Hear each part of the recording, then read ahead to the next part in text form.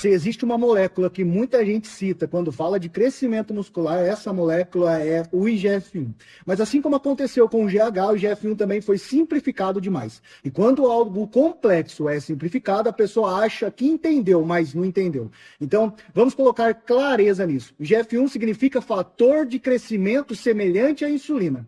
E esse nome já entrega uma coisa importante. Ele tem relação com o crescimento e também com o metabolismo. É um hormônio proteico, assim como o GH, ou seja, ele é formado por aminoácidos, mas o mais importante não é só a estrutura, é como ele atua. O IGF-1 é uma das principais moléculas envolvidas em crescimento celular. Quando ele se liga ao seu receptor, ele ativa sinais dentro da célula. E esses sinais conversam diretamente com uma via que você já viu, a mTOR. Ou seja, o IGF-1 ajuda a ativar processos que levam à construção de proteína muscular. Mas aqui entra um ponto que quase ninguém explica direito. Nem todo IGF-1 é igual. Existe o IGF-1 sistêmico e existe o IGF-1 local. O IGF-1 sistêmico é aquele que circula no sangue. Ele é produzido principalmente no fígado, muitas vezes estimulado pelo GH.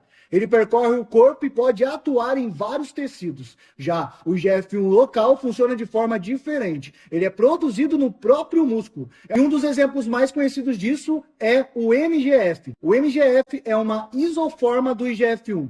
Isoforma significa uma variação da mesma molécula. E essa variação está muito ligada à resposta ao treino. Quando você treina, o músculo não apenas recebe sinal, ele também começa a produzir sinais. E o MGF participa desse sinal. Ele atua localmente. E isso muda tudo, porque mostra que o músculo não é passivo. Ele não só responde, ele também comunica. Agora, vamos conectar isso com o crescimento real. O IGF-1 não trabalha sozinho. Ele ativa vias como PI3K-AKT e mTOR. E isso leva à síntese proteica. Mas ele também participa de outro processo muito importante, a ativação e proliferação de células satélite. Você lembra que essas células ajudam na regeneração e crescimento muscular. O IGF-1 ajuda a ativar essas células. E isso aumenta a capacidade do músculo de se adaptar. Ou seja, o IGF-1 atua tanto na construção direta quanto na capacidade estrutural de crescimento. Agora parece que estamos falando de algo perfeito, mas não é assim que a biologia funciona. Toda via de crescimento também carrega responsabilidade. Eu vou repetir. Toda via de crescimento também carrega responsabilidade. E aqui entra a parte que quase ninguém gosta de falar. O IGF-1 está ligado a processos mitogênicos. Mitogênicos significa estímulo de proliferação celular. Isso não acontece só no músculo, acontece em vários tecidos. É exatamente por isso que a ciência observa essa molécula com atenção, porque crescimento descontrolado não é adaptação. Eu vou repetir. Crescimento descontrolado não é adaptação, é um problema.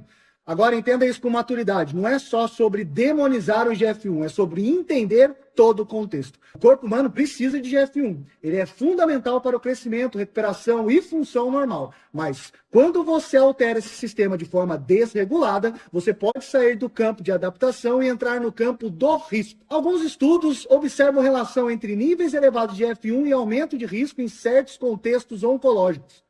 Isso não significa causa direta e isolada, mas significa associação. E a associação já é o suficiente para exigir responsabilidade.